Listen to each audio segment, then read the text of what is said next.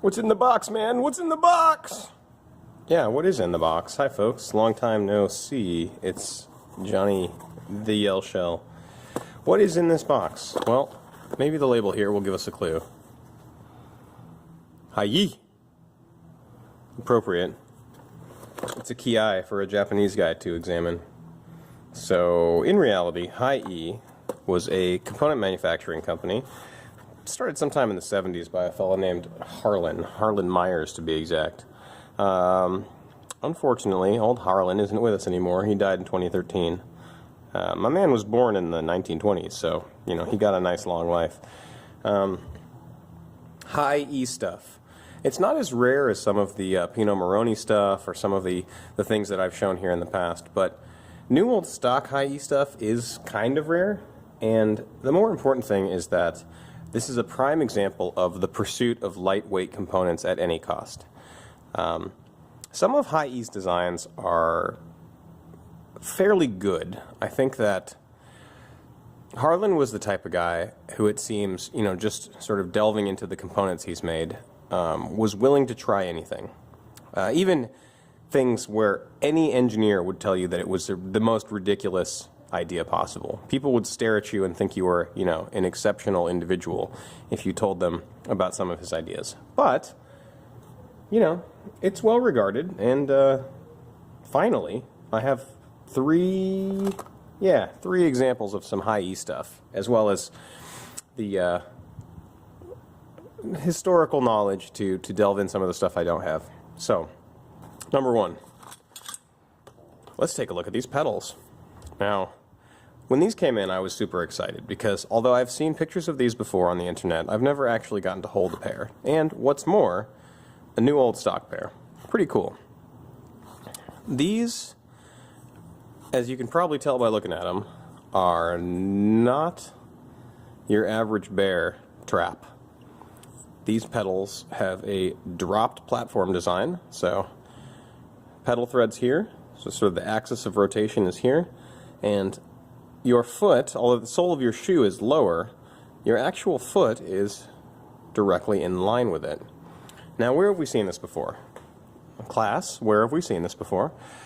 If you remember, when I talked about some of the previous Shimano Dior and Shimano Dura-Ace groups, this was an idea that many people thought was a good idea for pedaling efficiency for a long time.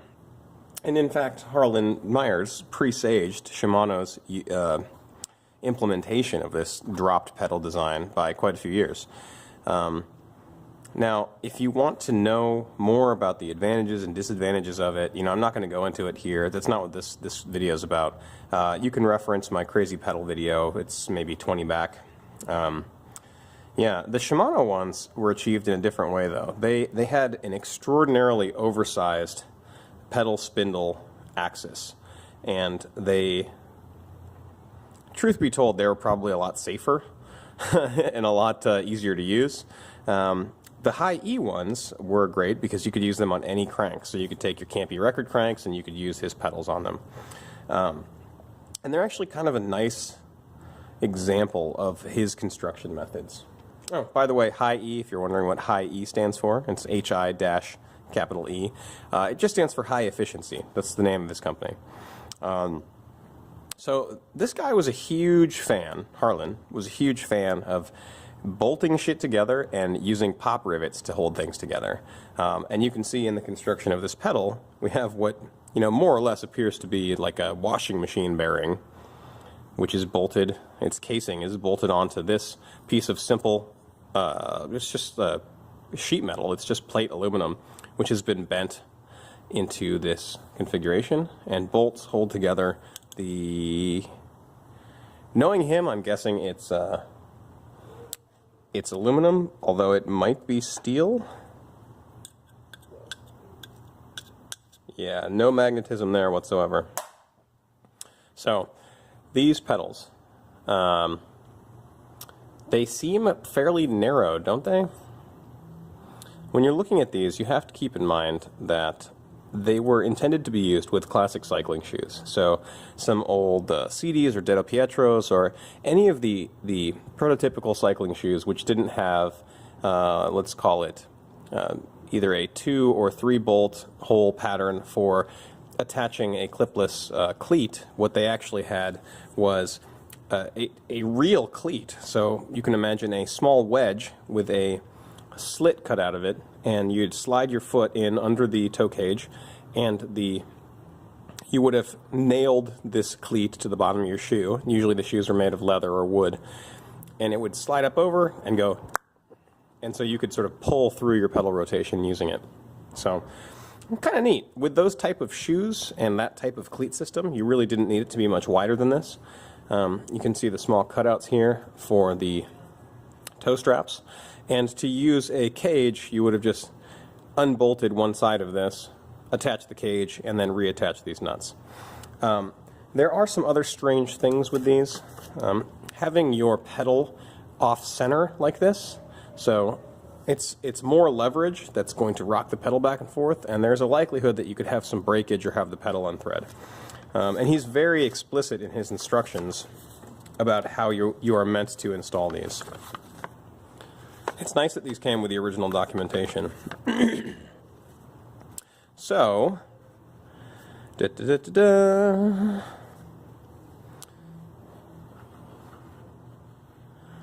also really funny to me. He includes all of this nerd shit that no one needs to know, like the screw material and what mil spec the grease is. It's very funny to me. Let's see here.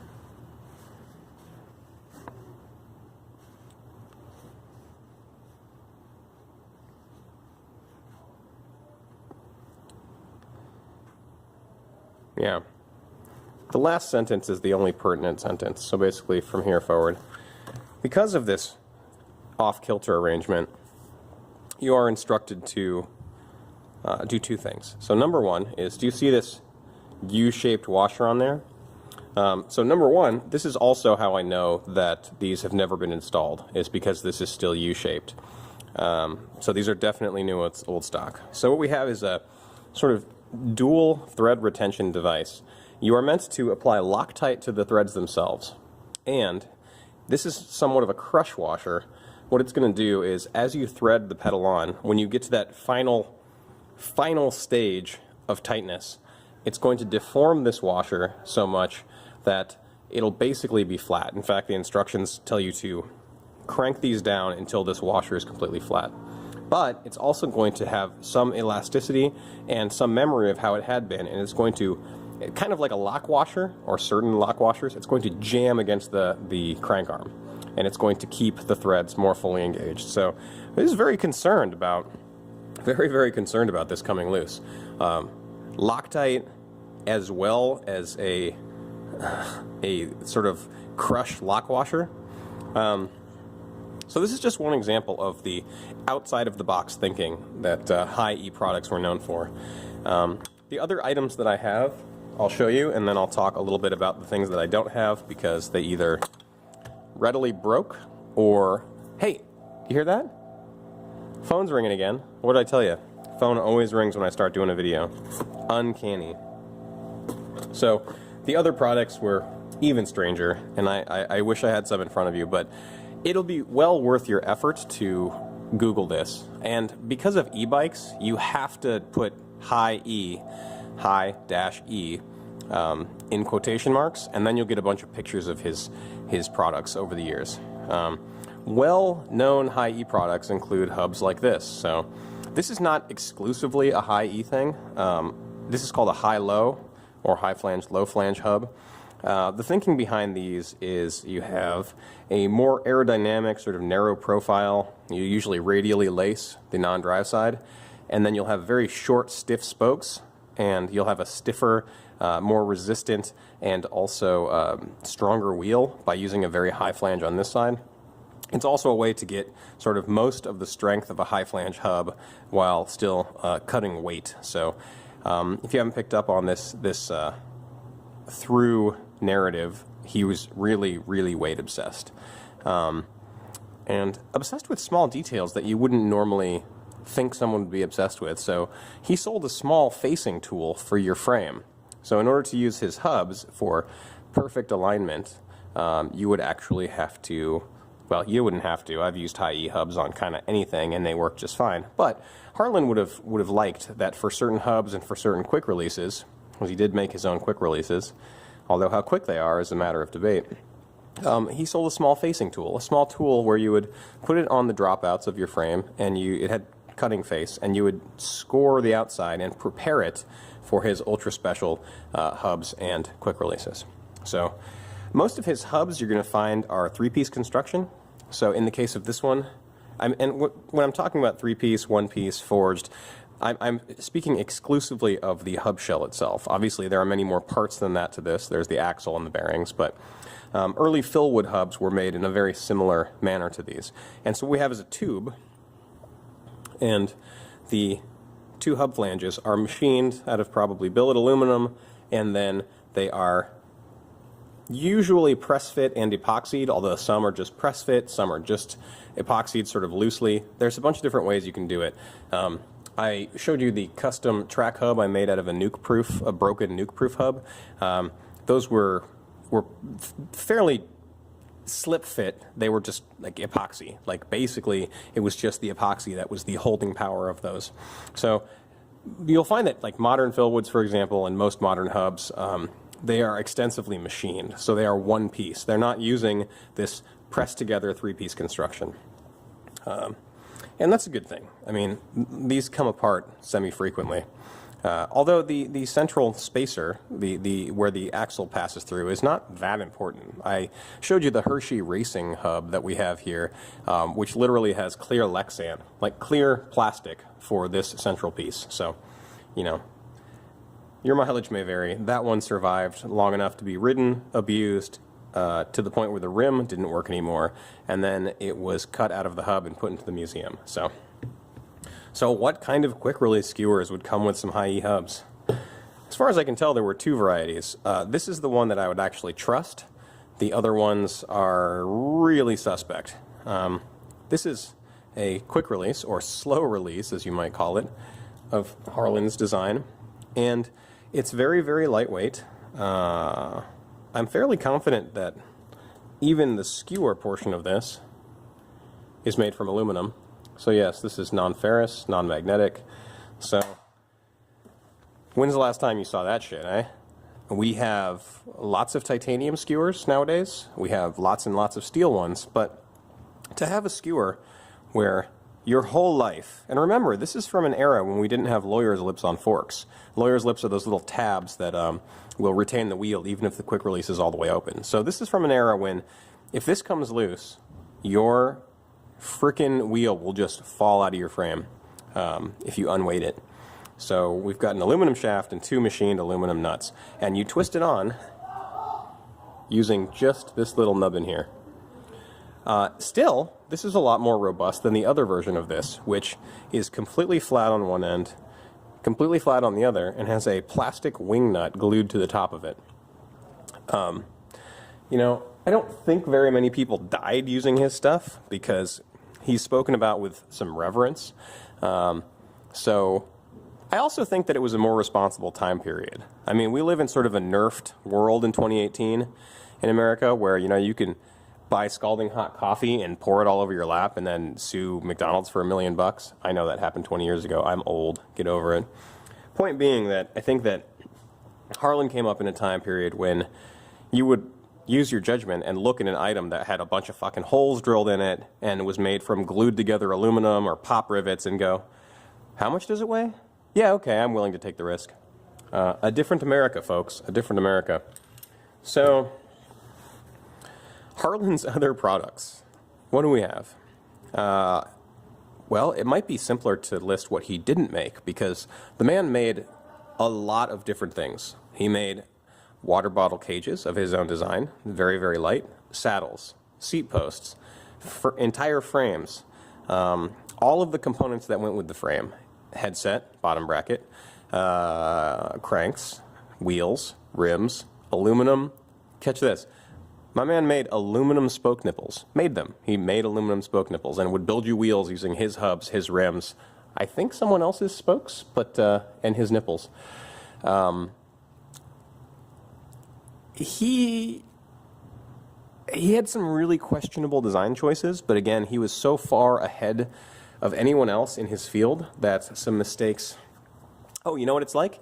It's like what I want as an epitaph printed on my gravestone. Mistakes were made. So one of the things he's most famous or infamous for is the Cosmopolitan frame set. So the Cosmopolitan was a high E frame and fork and headset and crank and all this shit. And it was made out of like aircraft aluminum, you know, like aerospace grade aluminum. But it was sort of pre the era where you knew how to effectively weld the stuff. So all of the tubing connections, the connections for the fork, dropouts, head tube, all of these things were riveted together, literally like pop riveted together. And reportedly, they were fairly strong, I guess. People raced on them. You know, they weighed 19 pounds, at least that was the reported weight, and people would race on them. And apparently they made an insane creaking noise as you rode. So you're flexing this bolted together, not even bolted, riveted together aluminum frame, and it's just going. But yeah, unlike a lot of things like the Lambert suicide fork, Google that one, that's a fun one. I haven't heard of any high E frames failing. And it could just be a numbers game. I mean, he was probably, you know, being a small shop, he was probably producing very few of these. Still, the idea of an entirely aluminum frame that's just riveted together is it's abysmally sketchy. And I'm so happy that we had a country at one point where some maniac could produce those so that I could talk about them today. Other things he did, he really did presage and foretell a lot of the things that we have today. The Cosmopolitan frames, a lot of them had press-fit bottom brackets. Does that sound familiar? And yes, we hate them. You know, in the current year, we hate press-fit bottom brackets. I don't have a single bike with a press-fit bottom bracket, and I spend a good portion of my time converting people's PF30s and BB30s and all this other stuff to, you know, like Praxis Works, thread together conversions. So we know that they kind of suck. However, you know, that's not to say that he didn't come up with it first, or at least very close to first. Integrated headsets. So in this very strange Cosmopolitan frame set, he had, you know, drop-in bearings, and this is a quill stem still, but you had a locking collar on top, and the frame itself carried the bearings, which is really neat. The cranks were very strange. I've seen pictures of them, and I can't quite tell how they work. They appear to be two plates stuck together. I'm guessing that the inside of the plates have been machined out, somewhat like the hollow machine Magic Motorcycle Company cranks that I've spoken about in my cranks episode. But then they were simply bolted together. They were just screwed together. And what's crazy, and I think I understand how this works, is only the part that interfaces with the frame is bolted together, meaning that your pedal acts as the bolt holding together the pedal end of the crank. Does that make sense? So imagine that you have this sandwich. And again, I'm just guessing on this, but, you know, I think I'm probably right. So your crank arm, two pieces of metal sandwiched together. Let's say this is pedal end. I'll hold it up to the camera in a second. And this is BB. There are bolts holding together the BB end. Okay? And nothing on this side. So what I think he's done, and it's actually kind of clever, is what has to go here in order for you to ride a bike? Well, your pedals have to go there. There are threads that go all the way through this whole thing. I think that he anticipated that people would necessarily, to ride the bike, simply make the final fastener by threading their pedal into it. So now this space is tightly clamped together. Anyway, there is way too much to go into. High E stuff is phenomenal as from a collector's perspective. It is a small piece of American cycling history that you yourself can own for not too much money. Oh, I forgot one thing. If you're familiar with how a Hugie or DT Swiss Star Ratchet freewheel system or free hub system works, he introduced something that's nearly identical. The way that it functions is nearly identical. But here's the insane part. All of the mating surfaces of the ratcheting rings were made from aluminum. So get this. So it would be just like this hub. Imagine this is not, you don't see threads here. This is a taken apart high E free hub. So right here where the threads are, you would have ratcheting teeth machined into the aluminum. You would have a receiver, like a ring, a ratcheting ring, just like the DT Swiss ones, with teeth facing this way that could slide over those teeth in one direction and engage in the other, and a spring on top that would push it together when you were pedaling. Aluminum. I don't know if you guys know how stress risers work, but when you look at it, right, so a stress riser is like a place where a crack can form because the edge is too sharp.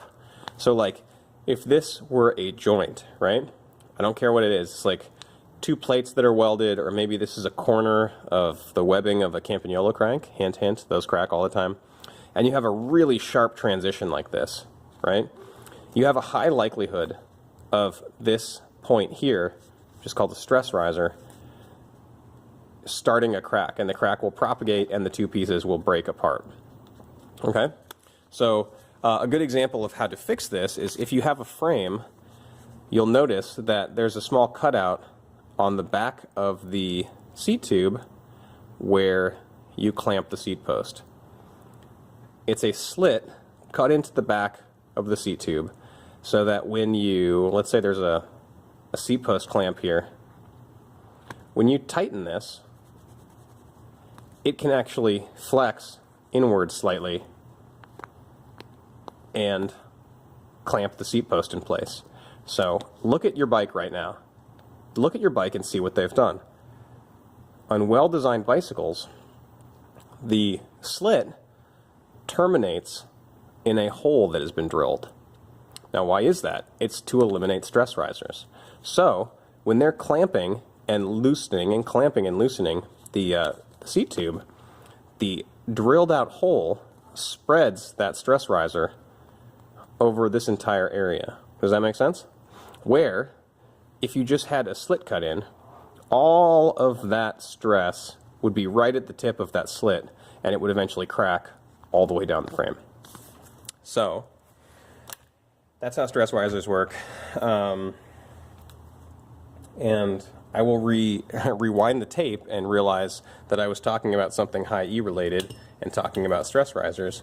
But yeah, for now, I'm just going to be a total mentalist and forget about it. Let me think about this for 1 second. High E, high E, high E. We did pedals, we did cranks. We did bolted together aluminum frames. Oh, the free hub. So, Harlan's free hub had engagement teeth like this, made of aluminum. So they had a high failure rate, as you can imagine. I shouldn't, after that stress riser explanation, I shouldn't have to tell you. It's already a very fragile material, very stiff and prone to breakage, and every single goddamn one of these things has a massive stress riser in the bottom and top of it, so they were very, very prone to breakage. But super light, and you always have to give people credit for trying. You know, from the, what was it, like Swiss plastic bicycle that was going to revolutionize their economy. They had an all-injection molded plastic bicycle. To Kirk Precision, which I would love to get my hands on. Kirk Precision are magnesium bicycles out of, I think, the UK. They're just like molded magnesium. They made road bikes and mountain bikes, and they are beautiful. They're like a strange, like I-beam girder design. Yet again, all failures. But hey, man, failures are how we got to where we are now.